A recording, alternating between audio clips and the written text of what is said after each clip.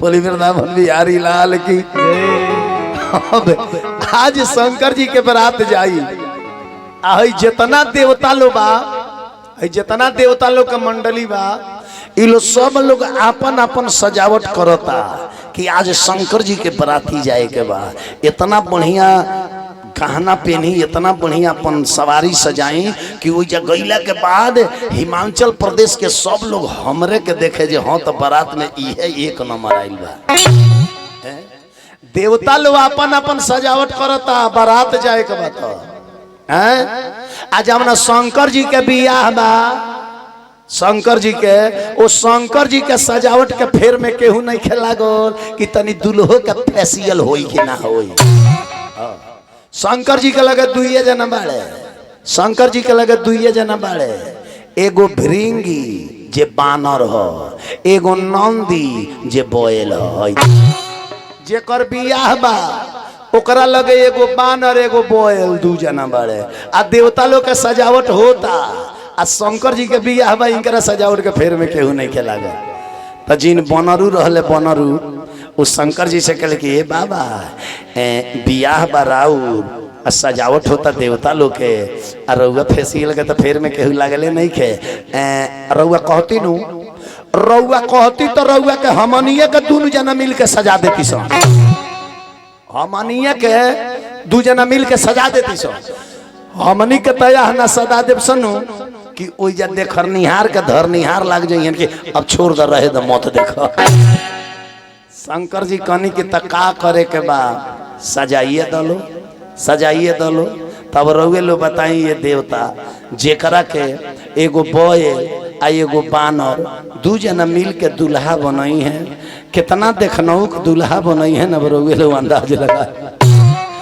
भृंगी जिन बनरू रहले उ दौड़ल दौड़ल गईले, एगो मोटका अजगर सांप घींच के लिए अइले आ शंकर जी के जटा में लपेट दले आ कहले कि छतर मरले रहियो।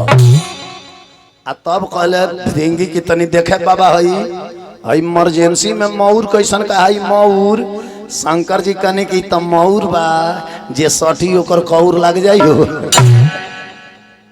तब फिर भृंगी दौड़ल दौड़ल गईले आ दू गो बीछी पकड़ के लिए ले बीछी आ दोनों कानवा में लटका दले बिछियन के।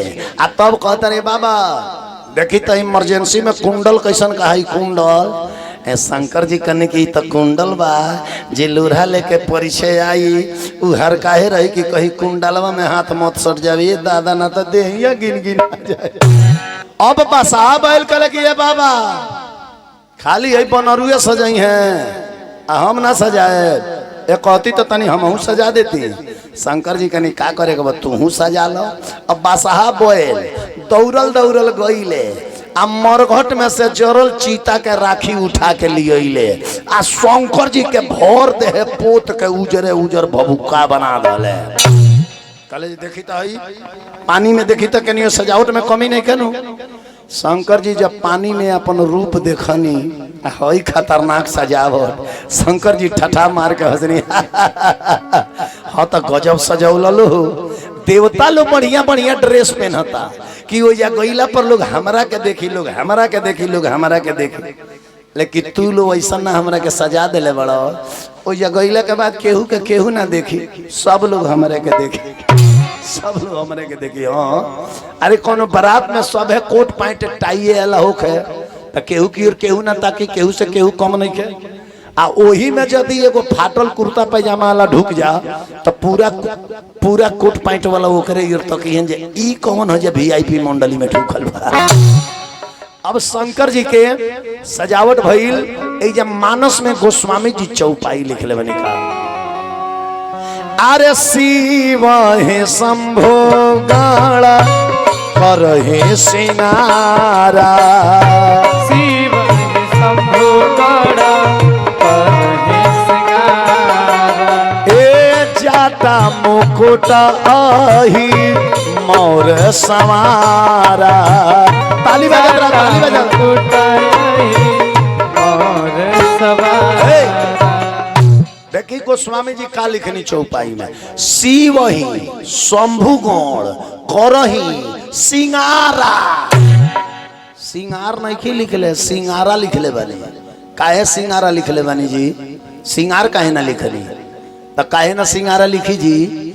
हे तनी भर लेके डिजाइन से कोइल जला ओकर नु नाम सिंगार हो। अब केहू जाके कजरावटा में मुंह में डुबा दे तो सिंगारा भइल के नाम है।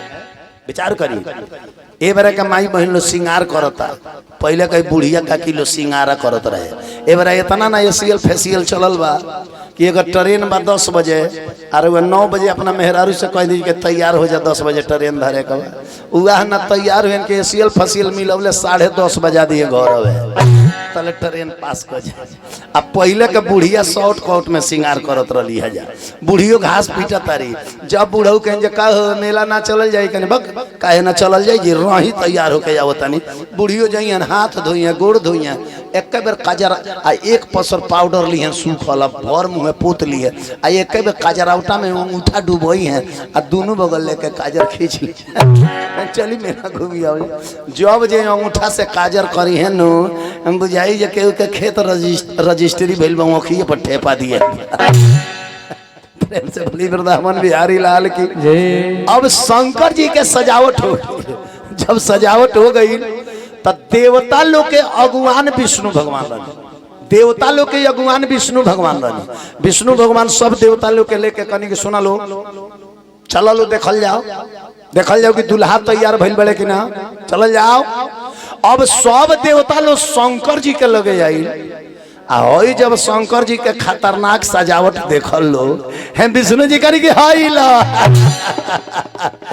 हे दुल्हा के संग बाराती बन के चल जाई नाश्ता पानी छोड़ा ना दुआर पर कोनो बैठा के ना पूछे। नारद जी कनी का है विष्णु जी कनी की दुल्हवा के देखते व्यवस्थापक समेत गांव भर के लोग गांव छोड़ के भाग जाई तो केकरा के बैठे के पूछिए केकरा के खाए के पूछी। विष्णु जी कनी की एगो काम करे के हमनी के जितना देवता मंडली बानी सुनू आगे चले के आगे आ चल के नाश्ता पानी क के स्थान ले ली जाई ए बाद में दुल्हा पहुंची जवन होई तो देखल जाई।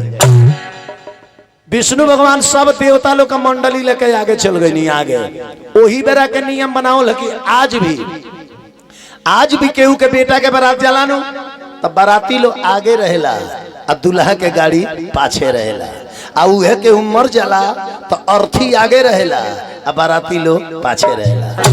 एकर मतलब जे इंसान सुख में आगे हो जाता है आ दुख में पाछे हो जाता है। अब देखिए बाराती लो चल गई आगे दुल्हा रह गई पाछे। भिरिंगी जिन रहले बनरू शंकर जी से कहले बाबा बाराती लोग गई आगे हमनी के रह गए सब पीछे आ बिना बाराती के बारात नीक ना लगेला आ रउआ लगे हमनी के दू जना बानी सन एगो बैल एगो बानर तो बैलू पर तो रउआ बैठिया जाए तो रउआ डरे तो बैला के लगे केहू ना सटी एगो पीछवा बाराती हम ही न बाँचे अब वहू में बानर गांव भर के जितना लइकवा बनाल का लइकवा बड़े से हमरे लगे बिटोरा जाइए सन आ नाश्ता के पहले कुदका के मुआ दिए सन। हे महादेव जी तनी रउआ कहती नु तो अपना कंपनिया में से 2-4 लाख बाराती बुला लिया अपना हो शमशान वाला कंपनिया में से। ए महाराज तैयार ना होला परमानेंट तैयारी में रहबे करे लो खाली हो कहला के देरी बा टप दे चल दी हो। शंकर जी कहने की तो का करे के बा बुलाइए दलो एक बेर भिरिंगी चिलैले ऐ शंकर जी के बराती चले के बा बाप रे बाप हाथी घोड़ा खोचड़ गधा कुर्सिया बिलार हाडा बिरहनी मधुमक्खी भूत बैताल हाकनी डाकनी पिचासिनी एक बेर 25 करोड़ चल रहा। अब ऐसा बरतिया रहले जो शंकर जी के कौनो के आंखें ना रहे वही टोते चल दिले रहे कि माने में ना बरती जइबे करे कौनो के गोड़वे ना रहे वही घसीटते चल दिले रहे कौनो के मुँहे ना रहे तो कौनो के मुँह बुझाओ जे बम नहर के फूल है। इतना खतरनाक कुली बरतिया रहले। जब मानस में गोस्वामी जी लिखले बानी अरे को मुख है ना विपुल मुख काओ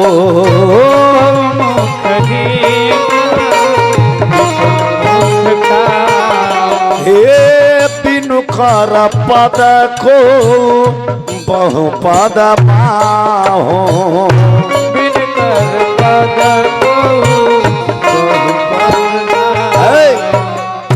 को मुखहीन कोनो का मुंह में ना रहे, विपुल मुख काऊ तो कोनो का भर दे मुंह रहे हैं। फिर लिखनी कि केहू के ढेर आंखें रहे तो केहू के आंखें न रहे। विपुल नयन को नयन विहीना, कोनो के ढेर आंखें रहे तो कोनो को आँखिया न रहे। आ हृष्ट पृष्ठ को अति तने छीना, कोनो खूब मोटा ताजा रहे तो कोनो एकदम हड्डिये पर ठकर ठकर करत रहे। जब इतना भीड़ जुट गई, जब इतना भीड़ जुटल तेजा हलचल बाबा गाइले कि हम तो भोला जी के, अरे हम तो भोला जी के, अरे गजबे कहानी दे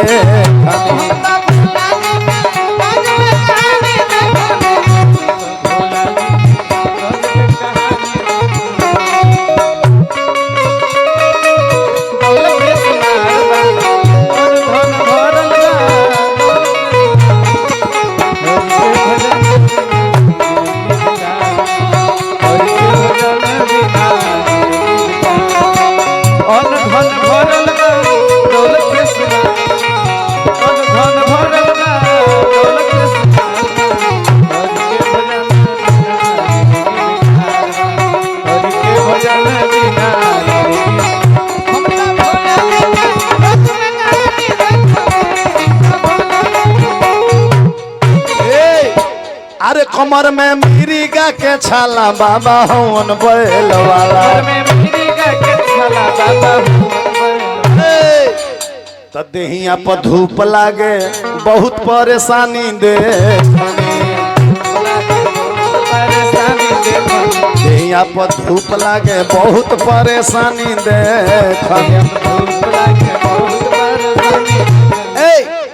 अब जिन बासाहा बैल रहले, बासाहा बैल प्रेम से बोली शंकर भगवान की जय। बासाहा बैल कहले कि ए भिरिंगी हेतना भीड़ तो बिटोर लहल, आ हेतना भीड़ लेके राजा हिमांचल की यहाँ जाए के बा, आ ओहू में डिजाइन डिजाइन वाला बरतिया बाने जा हैं।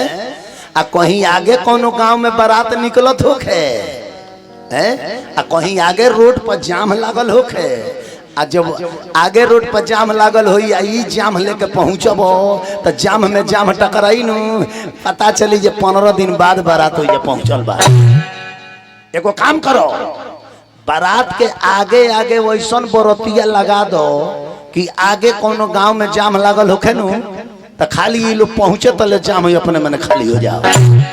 तो भिरिंगी जानता नहीं का कहले, बारात के आगे आगे केकरा के लगा दले, हादा हादा बिरहिनी आ मधुमक्खी, ये 3 गो सन के कहले कि बारात के आगे आगे फुनुन फुनुन चलस, आगे कहीं गांव में जाम भेटाई नु, ढेर मेहनत का लेके काम नहीं खे, तनी तनी संपर्क बना ली सन अपने मन भीड़ खाली है।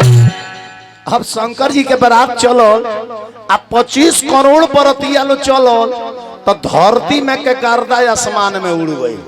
अब आगे जवन गांव पर अब गांव भर के लोग अपना अपना घर से निकल कर रोड पर आ गए। अरे है ना सा तूफान आवता का, अब रोड पर हे मान के जाम लागल बा। आ तले तो हाडा बिरनी मधुमक्खी पहुँचल नु बाड़ी सन। अरे मधुमक्खिया जेकरा के काटल सन उ लो धरतिया पर लोटा लोटा के देहिया में, लोटा लोटा के देहिया में। बासाहा बैल देखले तो कहले कि ये भिरिंगी ये गौंगा के लोगवा के का भइल बा जे लोटा लोटा के देहिया में छतलो। भिरिंगी कहले कि नहीं जाना, ई लो शंकर जी के बियाह के खुशी में बालो ई लो स्लीपिंग डांस करता, स्लीपिंग डांस सूत के नाचता लो सूत के। अब शंकर जी के बारात निकलल बा, सभे ताली बजाइए बारात निकाले के बा। अब शंकर जी के बारात निकाले के बा, यही में जकरा खुशी हुई शंकर जी के बियाह में नाचे के दिल खोल के नाच ली। नाचल खराब ना हो, भगवान के कीर्तन में नाचे के चाहिए। हरदम हरि के कीर्तन में इंसान नाचते हैं, इंसानों का नाचना देखकर भगवान नाचते हैं। नाची थी मीराबाई, नाचे सजन कसाई, नारद बाबा नाचे थे, बीड़ा के तान बजाई, लगाकर याग लंका में वीर हनुमान नाचते हैं। हरदम प्रभु के कीर्तन में इंसान नाचते हैं। नाचे के बाद कितना जानी बुढ़िया का किलो बा बेटा के बिया होता नु खूब भांगड़ा पर नाचता लो खूब। आ जब पोतोहिया जाके नचावे के काम लगावतिया कपारे हम धकरो तलो रे कौन के घर के एलिए ये दास आज शंकर जी के बिया में नाचे के बा। चलो बारात निकालो तो बाबू बारात निकालो चलो ताली बजा। जय हो पंकुल जी बा।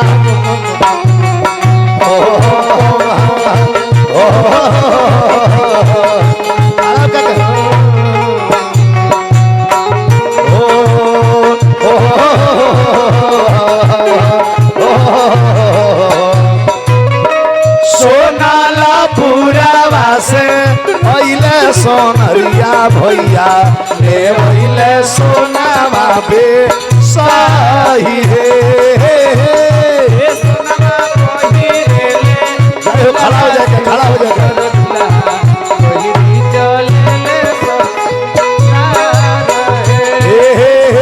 से सोनावा पहिरेले दुल्हा शिव शंकर दुल्हा पहिरी चले ससुराल रहे। और खड़ा हो जाओ अरे सखा जय हो ताली बजा।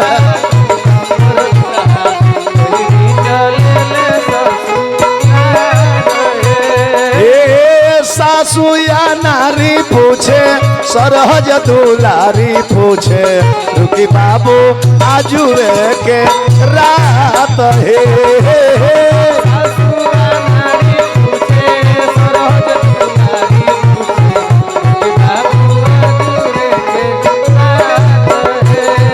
अरे कैसे में रुकी सासू आजू के रतिया हो आमा जो हाथा हुई है बात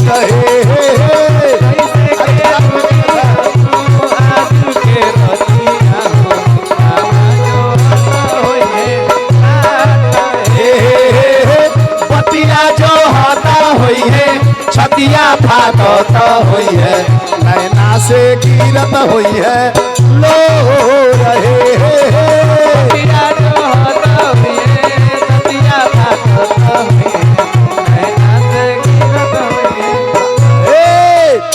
अब बढ़ जाएगा प्रेम से बोले शंकर भगवान की।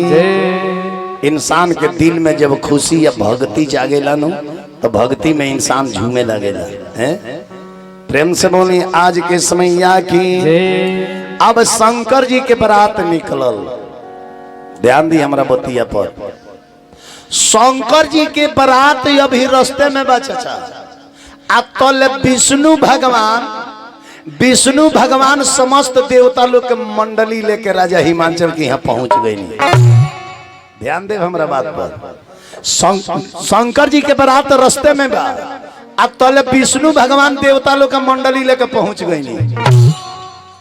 जब ओइजा के माई बहन लोग देवता लोग के मंडली देखल कहल कि आहा अरे जवना दुल्हा के हई बाराती लो है तना सुंदर बा उ दुल्हा कितना सुंदर हुई है।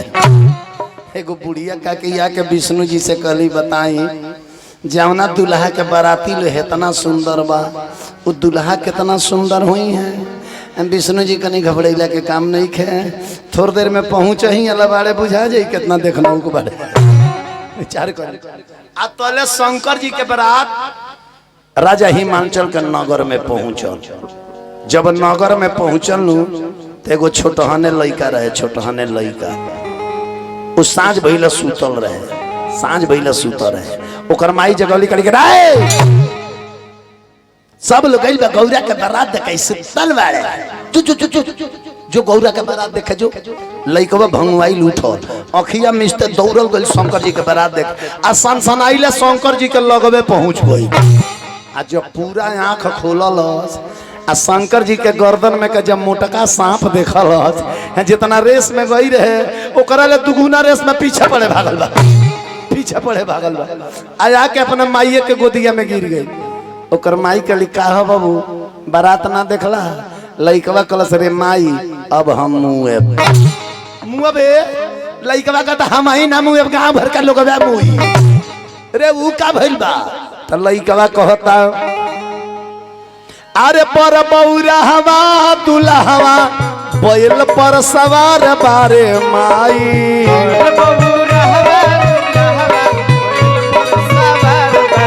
पर बौरा हवा दुल्हवा बैल पर सवार बारे माई लागे डर हरि देखी बोर लागे डर देखी बर के जमात रे माई हम न देखे जाए गौरा के बारात रे माई लागे डर देखी बर के जमात रे माई हम न देखे जाए गौरा के बारात रे लागे डर देखी बर के जमात रे माई हम न देखे जाए गौरा के बारात रे माई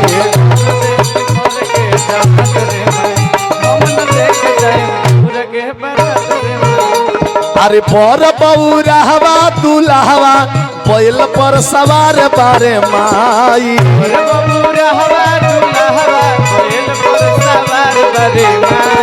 पर बौरा हवा दुल्हवा बैल पर सवार बारे माई लागे डर अरे देखी बर लागे डर देखी बर के जमात रे माई हम न देख जाए गौरा के बारात रे माई लागे डर देखी बर के जमात रे माई हम न देख जाए गौरा के बारात रे माई हो लागे डर देखी बर के जमात रे माई हम न देख जाए गौरा के बारात रे माई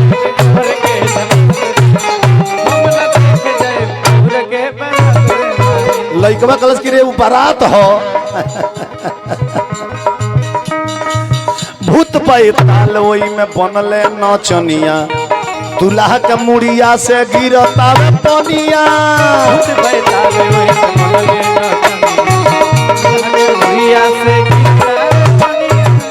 दुल्हा के मुड़िया पर से परमानेंट पानी गिरते रहता 48 घंटा जे बारात गांव में रुकल मैं गांव में बाढ़ आ जाए नाय चलावे के पड़ जाए लइकवा कहता अरे भूत भये ताल ओई में बनले नचनिया दुल्हा के मुड़िया से गिर तावे पनिया अरे परवा की करवाया जगरवा मारो तो फुफुकार बारे माई परवा के करवाया जगरवा मारो तो फुफुकार बारे माई परवा की करवाया जगरवा मारो तो फुफुकार बारे माई लागे डर अरे देखी बर त लागे डर देखी बर के जमात रे माई हम न देख जाए गौरा के बारात रे माई डर देखी बर के जमात रे माई हम न देख जाए गौरा के बारात रे लइकवा कहता कि आइल बारात माई रे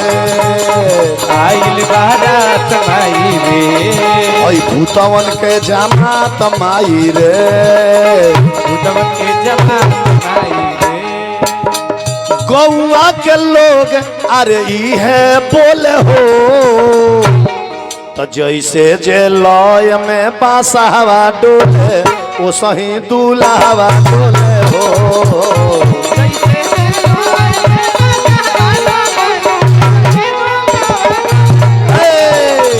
जैसे जे लय में बांसहवा डोले वो सही दूल्हा डोले हो